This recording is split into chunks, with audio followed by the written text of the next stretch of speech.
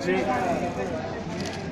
మా కార్మికుల ఇళ్లలో, కార్మికుల ముఖాలలో చిరునవ్వు తాండవించేలాగా చేసినటువంటి కేసీఆర్ గారికి, అదేవిధంగా ఈ ప్రాంతంలో గెలిచినటువంటి ఎంపీ బాల్క సుమన్ గారికి, అదేవిధంగా మా గౌరవ అధ్యక్షురాలు కవిత గారికి, అదేవిధంగా మాజీ పార్లమెంట్ సభ్యులు వివేక్ గారికి, సోమారపు సత్యనారాయణ గారికి, నల్లాల ఓదెల్ గారికి, దివాకర్ రావు గారికి, చిన్నయ్య గారికి, కొప్పుల ఈశ్వర్ గారికి, అదేవిధంగా కోరం కనకయ్య గారికి, అదేవిధంగా ఈ ప్రాంతంలో అన్ని రకాల ఉద్యమాలలో మాతో భాగస్వామ్యం వహించినటువంటి అందరూ ప్రజాప్రతినిధులకు పేరు పేరున తెలంగాణ బొగ్గని కార్మిక సంఘం తరఫున, సింగరేణి కార్మికుల తరఫున వారందరికీ, కేసీఆర్ గారికి, కవిత గారికి, బాల్క సుమన్ గారికి, వివేక్ గారికి అందరికి కూడా మా సింగరేణి కార్మికుల తరఫున శిరస్సు వంచి వారందరికీ కూడా కృతజ్ఞత తెలియజేస్తున్నామని ఈ సందర్భంగా తెలియజేస్తున్నాం.